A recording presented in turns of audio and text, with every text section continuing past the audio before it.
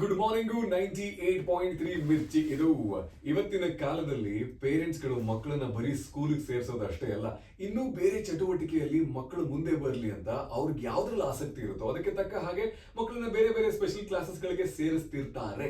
So ಇವತ್ತಿನ ನಮ್ಮ ಪುಟಾಣಿ ಆರ್ಜೆ ಆಕರ್ಷನ್ ಕೇಳಬೇಕು. ಆಕರ್ಷ್, ಸ್ಕೂಲ್ ಬಿಟ್ಟು ಮಮ್ಮಿ ಡ್ಯಾಡಿ ಇನ್ನು ಏನನ್ನ ನಿಂಗೆ ಕಲ್ಸೋದಕ್ಕೆ ಟ್ರೈ ಮಾಡ್ತಿದ್ದಾರೆ? ನಾನು ಬಾಸ್ಕೆಟ್ಬಾಲು ಕಲಿತೀನಿ ಮತ್ತೆ ಮೃದಂಗಮೂ ನುಡಿಸ್ತೀನಿ. ವಾವ್, ಇವತ್ತಿನ ಕಾಲದಲ್ಲಿ ಮೃದಂಗಮನ ಸ್ಕೂಲ್ ಹೋಗೋ ಮಕ್ಕಳು ಕಲಿತಾರೆ ಅಂತ ಅಂದ್ರೆ ಸ್ವಲ್ಪ ಆಶ್ಚರ್ಯವಾಯ್ತು. ಬಿಕಾಸ್ ಜನರಲಿ ಗಿಟಾರು ಇಲ್ಲ ಅಂತಂದ್ರೆ ಡ್ರಮ್ಸ್ ಟಕ್ಕನ ತಲೆಗೆ ಬರೋದು. Why did you pick that instrument? ನನ್ನ ಸಿಬ್ಲಿಂಗ್ ನಮ್ಮ ಅಕ್ಕ ವೀಣೆ ನುಡ್ಸೋದ್ರಿಂದ ಅದಕ್ಕೆ ಅಕಂಪನಿ ಮಾಡಕ್ಕೆ ಮೃದಂಗಂ ನುಡಿಸ್ಬೇಕು ಅಂತ ನಂಗೆ ತುಂಬಾ ಆಸೆ ಇತ್ತು. ಸೊ ಅಕ್ಕನ ಜೊತೆಗೆ ನಾನು ಕೂಡ ನುಡಿಸ್ಬೇಕು ಅಂತ ಹಿ ಪಿಕ್ಟ್ ಮೃದಂಗಂ. ಅದ್ಭುತ. ಸೊ ಮೃದಂಗಂ ಇಷ್ಟ ಅಂತ ಹೇಳಿದೆ, ಬಾಸ್ಕೆಟ್ ಬಾಲ್ ಇಷ್ಟ ಅಂತ ಹೇಳಿದೆ. ನಮ್ಮ ಸಿನಿಮಾ ಇಂಡಸ್ಟ್ರಿಯಲ್ಲಿ ಇಷ್ಟವಾಗುವ ಹೀರೋ ಯಾರು? ನಂಗೆ ರಕ್ಷಿತ್ ಶೆಟ್ಟಿ ಅಂದ್ರೆ ತುಂಬಾ ಇಷ್ಟ. ಯಾಕೆ?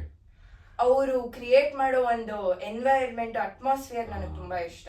ಸೊ ಆಕ್ಚುಲಿ ಲೈಕ್ ರಕ್ಷಿತ್ ಅಂತಿದ್ದ ಹಾಗೆ ಡಿಫ್ರೆಂಟ್ ಸ್ಕ್ರಿಪ್ಟ್ ಆಗಬಹುದು, ಡಿಫ್ರೆಂಟ್ ಪಾತ್ರಗಳಾಗಬಹುದು, ಅದರಲ್ಲಿ ಯಾವಾಗ್ಲೂ ನಾವು ಅವ್ರನ್ನ ನೋಡಿದೀವಿ. ದಟ್ಸ್ ವೈ ನಮ್ಮ ಆಕರ್ಷ್ ಕೂಡ ಇಷ್ಟಪಡ್ತಾನೆ ರಕ್ಷಿತ್ ಶೆಟ್ಟಿ ಅವರನ್ನ.